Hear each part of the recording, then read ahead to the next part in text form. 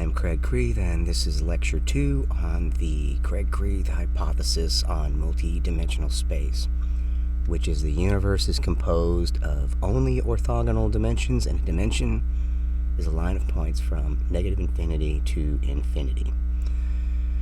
In Lecture 1 I used the word value instead of point. I'm using point ongoing. Point is a sphere with zero radius, and so zero diameter, zero surface area, and zero volume. A line is a set of points zero distance apart, each with a balanced neighbor. Each point has another point attached with a duplicate point on the opposite side to balance it, zero distance apart. A dimension is a line of points from negative infinity to infinity. A point, which is zero diameter, surface area, and volume, is a good mathematical representation of null space. So null space is the simplest possible state of existence.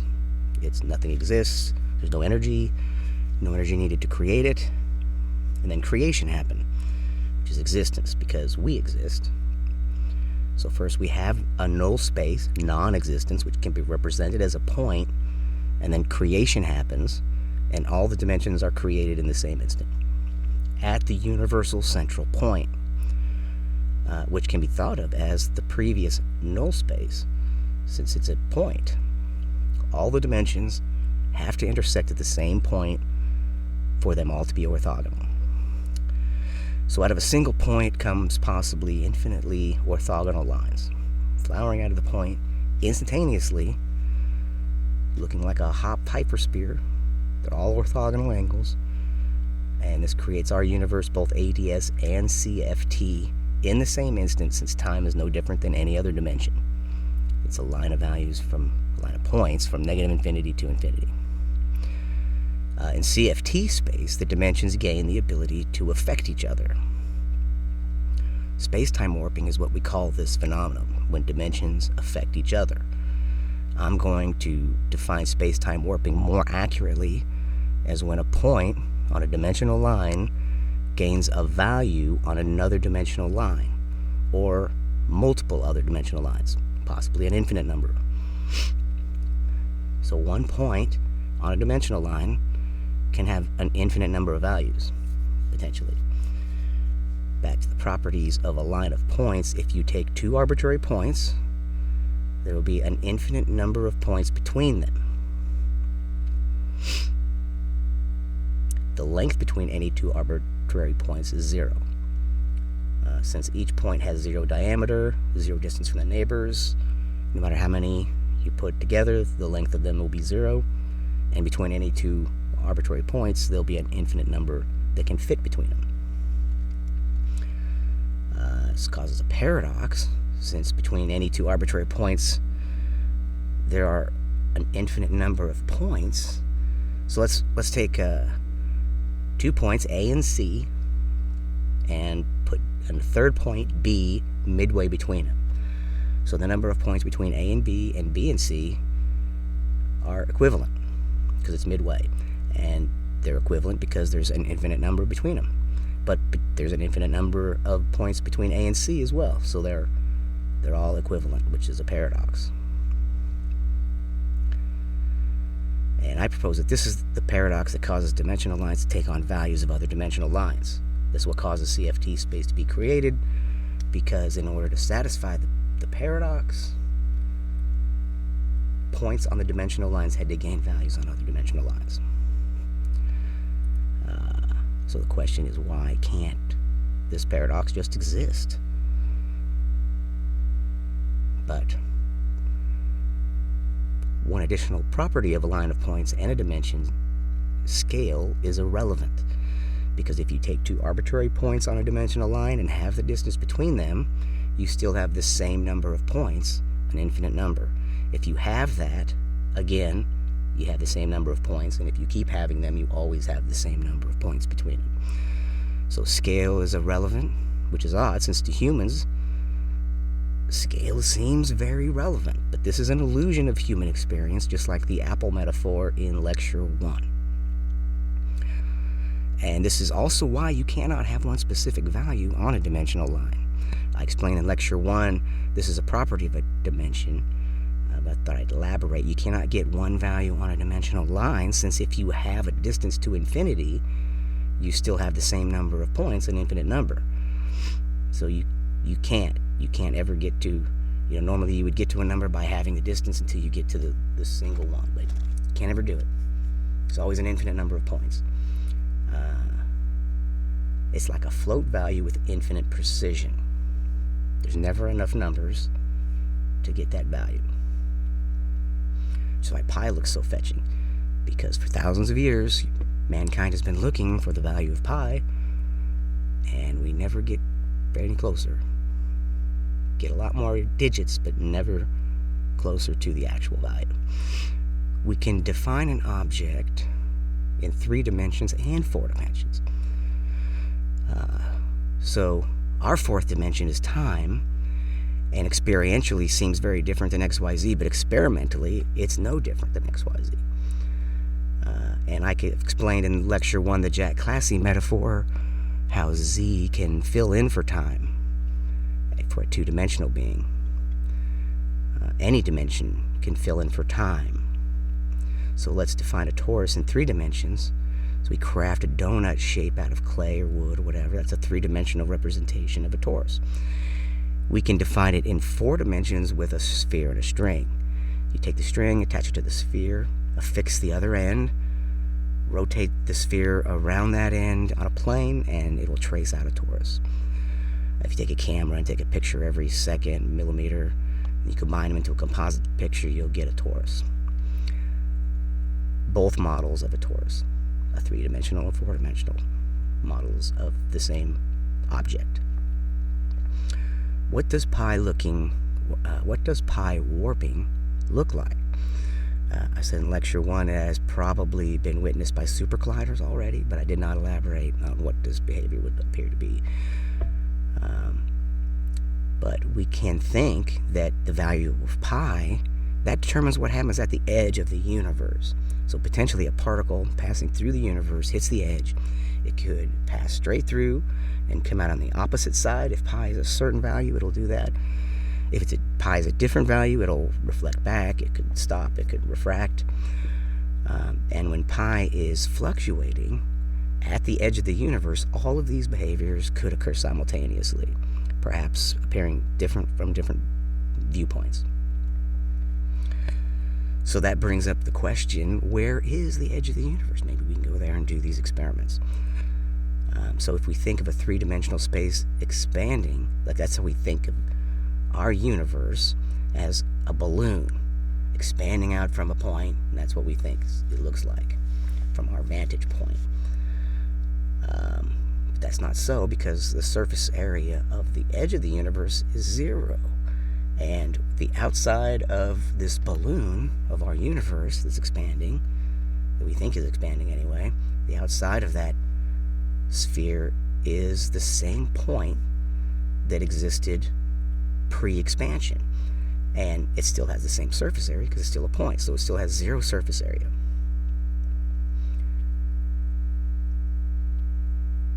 Also, that point had 0 volume, so everything inside of it filled up a space of 0 volume. So that means when our universe expanded out, popcorned out from the original point, it had filled a 0 volume space. That means it's not just every point in space must touch the edge of the universe, but not just touch it, it must actually be the edge of the universe to maintain 0 volume when it's collapsed. So every point in CFT space is the edge of the universe. It's not only connected to the edge, it's actually a point at the edge of the universe. And this is not unusual in multidimensional space. It makes sense. So the inside of the original point that expanded out for the Big Bang is what becomes CFT space. I said that in lecture 1 and I explained that, but it resides in 0 volume, and that's why every point in CFT space must be the edge of the universe. So we should be seeing these in every collider collision, if it has the right energy to do it.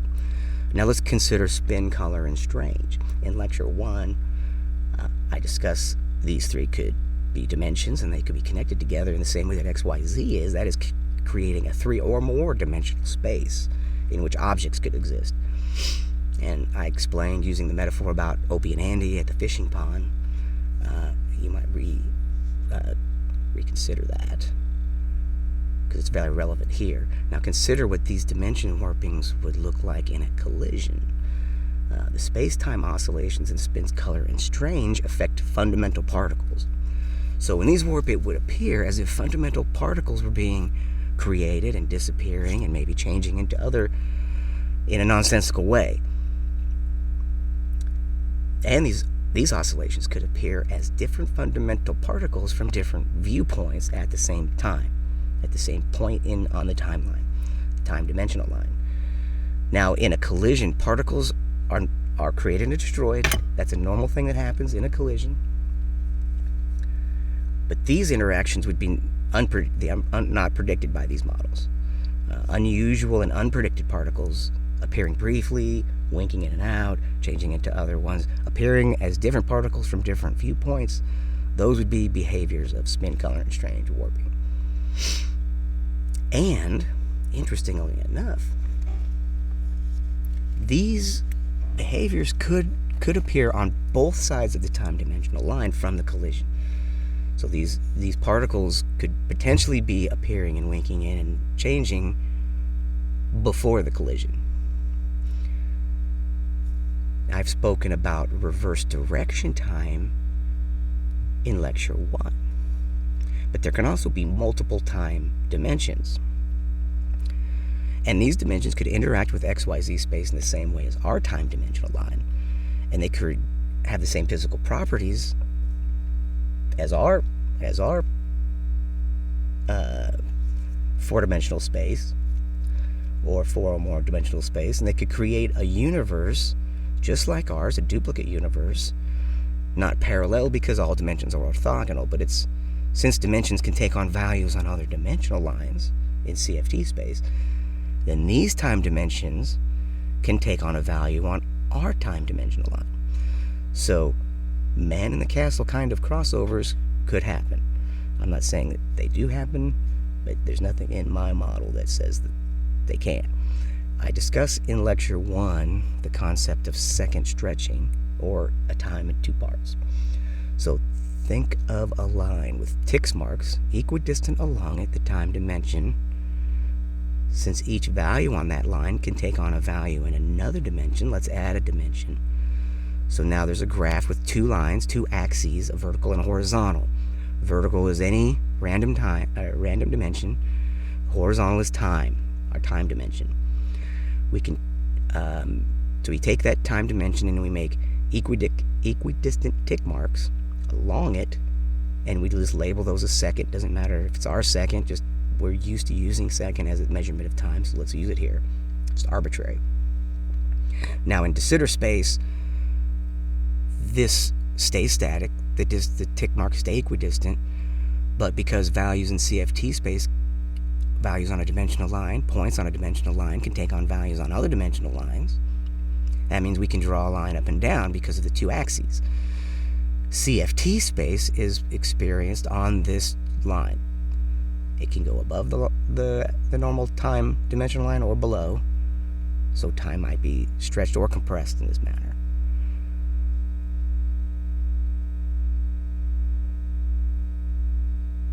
So CFT space experiences the second length differently than it does in ADS space. Let's, if we assume a statically increasing expansion, then that second length should be also statically increasing.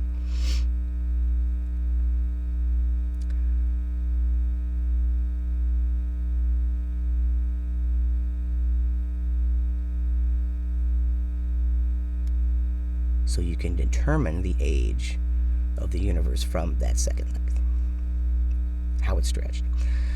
Now let's consider CFT space near the universal central point. at the Big Bang, there was one prime spacetime oscillation.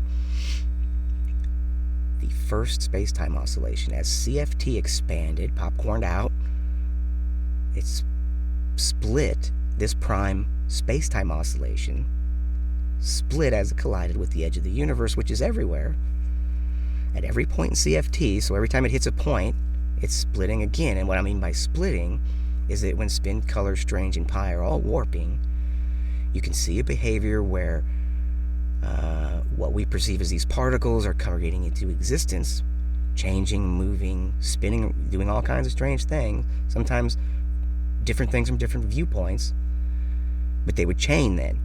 So from one viewpoint, it creates a fundamental particle that then interacts with the next point, but from a different viewpoint that never even existed. So you have all these strange things happening as you're close to the Big Bang, the universal central point. And all these, what I'm calling splitting events, is what causes non-homogeneous space-time as it expands out, right? Because from different viewpoints, different things are happening.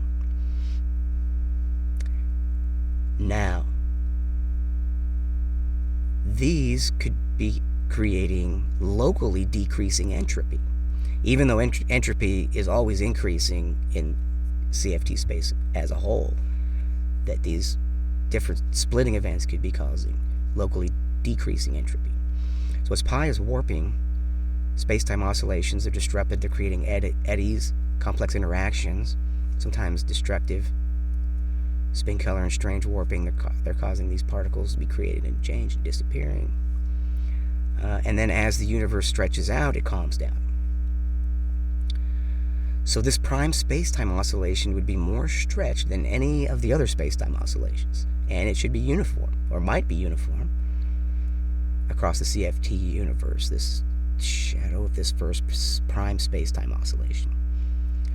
And this is not the same as the universal background gravity I spoke about in Lecture 1, since the universal background gravity may not be homogeneous, whereas this prime space-time oscillation should be homogeneous across CFT space. They could be the same thing. They could be equivalent, but not necessarily.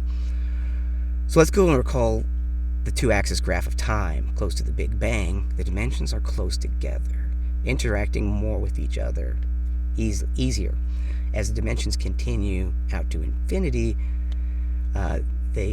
each dimension becomes farther apart from each other dimensions. So the ability of each point in the dimensional line to gain a value on those other lines retards, that is, increasing entropy along these dimensional lines. Not through time, along time.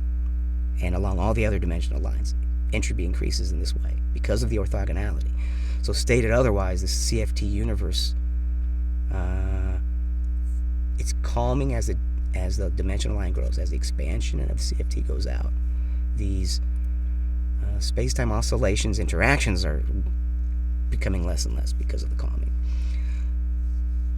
And I mentioned before that if we assume always statically increasing, expanding universe, or even if it's a dynamic rate, we should be able to determine the rate.